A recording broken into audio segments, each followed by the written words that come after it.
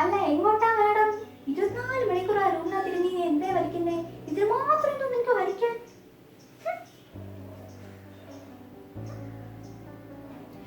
എങ്ങനെ പഠിച്ചോണ്ടിരുന്ന കുട്ടിയാ?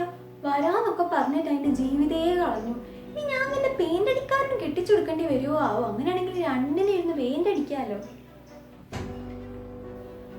പോയി പോയി, എനിക്ക് വയ്യ. അങ്ങനെയാണെങ്കിൽ പെണ്ണിനെ വന്ന് ജോലിക്ക് പോയി കൂടി. ഈ റൂമിനകത്ത് എത്രയെന്ന് വെച്ചിട്ട് ഇങ്ങനെ അടച്ചിരിക്കുന്നേ? ഇനി എന്റെ ബലമായ സംശയം അവൾ അവിടെ കിടന്ന് ഉറങ്ങുകയാണോ എന്നാണ്. അതാണ് ഒരു അനക്കവും കാണാത്ത.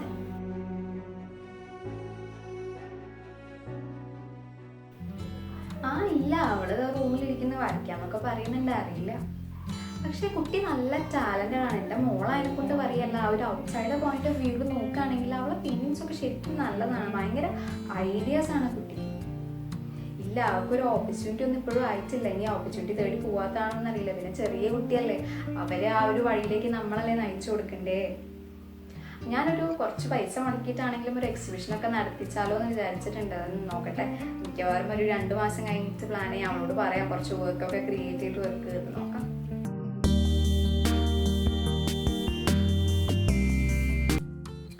നമ്മുടെ ആദ്യത്തെ കരച്ചിലിൽ ഏറ്റവും കൂടുതൽ സന്തോഷിക്കുന്നത് നമ്മുടെ അമ്മമാരായിരിക്കും. പിന്നീട് ആ അമ്മയുടെ ജീവിതത്തിൽ ഓരോ നിമിഷവും നമുക്ക് വേണ്ടിയായി തീരുന്നു. അവർ ചിന്തിക്കുന്നത് മുഴുവൻ നമ്മളെ എങ്ങനെ നല്ലൊരു നിലയിലെത്തിക്കാമെന്നായിരിക്കും. എന്നാൽ നമ്മൾ വലുതായി കഴിഞ്ഞാൽ പലപ്പോഴും അമ്മ ചെയ്തു തന്നതൊന്നും ഓർക്കാറില്ല. നമ്മുടെ ഈ തിരക്കേറിയ ജീവിതത്തിൽ അമ്മയെ ഓർക്കാറ് പോലും കാണില്ല. പക്ഷേ ആ ഒരു സാഹചര്യത്തിലും നമ്മുടെ അമ്മമാർ നമ്മളെ മാത്രമേ ഓർക്കുന്നുണ്ടാവുള്ളൂ, അത് തീർച്ച. ഇന്ന് മദേഴ്സ് ഡേ ആണ്. അത് ഇന്നൊരു ദിവസത്തിലേക്ക് ഒതുക്കാതെ എല്ലാ ദിവസവും മദേഴ്സ് ഡേ ആകട്ടെ. അവർ നമ്മളെ നോക്കിയതുപോലെ നമുക്ക് അവരെയും നോക്കാം. Happy mothers day. അപ്പോൾ നിങ്ങൾ എന്നോട് എപ്പോഴും ചോദിക്കാറുണ്ട് എങ്ങനെയാണ് ഈ പെയിൻറ്റ് ചെയ്യുന്നത്, എങ്ങനെയാണ് ഈ ഐഡിയാസൊക്കെ കിട്ടുന്നത് എന്ന്. അപ്പം നിങ്ങൾ കാണാത്തൊരു ഭാഗമുണ്ട്, കേൾക്കാത്തൊരു ഭാഗമുണ്ട്. ഞാൻ എപ്പോഴും പെയിൻറ്റ് ചെയ്യാൻ തുടങ്ങുമ്പം അത് തുടങ്ങി കഴിഞ്ഞ് കഴിഞ്ഞാൽ അതിന് പിന്നെ ഒരു കണ്ടിന്യൂറ്റി കിട്ടാൻ വേണ്ടിയിട്ട് കഥ പറഞ്ഞുകൊണ്ടാണ് പെയിൻറ്റിങ് കംപ്ലീറ്റ് ചെയ്യുന്നത്. അപ്പം ഈ ഒരു പെയിൻറ്റിങ്ങിനെ നോക്കുകയാണെങ്കിൽ ഞാൻ ആദ്യം ചെയ്തത് ബാക്ക്ഗ്രൗണ്ടാണ്. അപ്പോൾ എൻ്റെ ഒരു ഇമാജിനേഷനിൽ ഒരമ്മയും 2 കുട്ടികളും ഇങ്ങനെ അവരുടെ വീടിൻ്റെ അടുത്ത് നിന്ന് കുറച്ച് നടന്നൊരു കുന്നും മലയൊക്കെ കയറി ഒരു സൺസെറ്റ് കാണാൻ എന്ന രീതിക്ക് അവർ ആ മലേൻ്റെ മുകളിൽ വന്ന് നിൽക്കുകയായിരുന്നു. അപ്പോൾ അങ്ങനെ കുറച്ച് നേരം അവരങ്ങനെ അമ്മ അങ്ങനെ മക്കൾക്ക് കുറേ കഥകളൊക്കെ പറഞ്ഞു കൊടുത്ത്, ഒരു ചെറിയ മോനും ഒരു മോളാണുള്ളത്.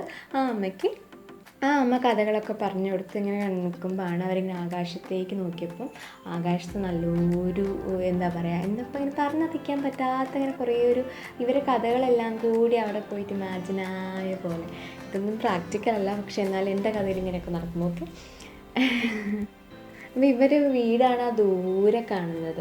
അപ്പോൾ ആ വീടിൻ്റെ അടുത്തൊരു വലിയ മരമുണ്ട്, ഭയങ്കര വലിയൊരു മരം. അതിനകത്ത് കുറേ ചുവപ്പ് പൂക്കളും കുറച്ചൊരു റെഡിഷ് ഷെയ്ഡുള്ള ഇലകളൊക്കെ ഉണ്ട്. അപ്പോൾ ഇതിങ്ങനെ കാറ്റ് വീശിയപ്പം ഈ ഇലകൾ അതിൻ്റെ കൂടെ ഇങ്ങനെ പാറി ആകാശത്തേക്ക് പോയി.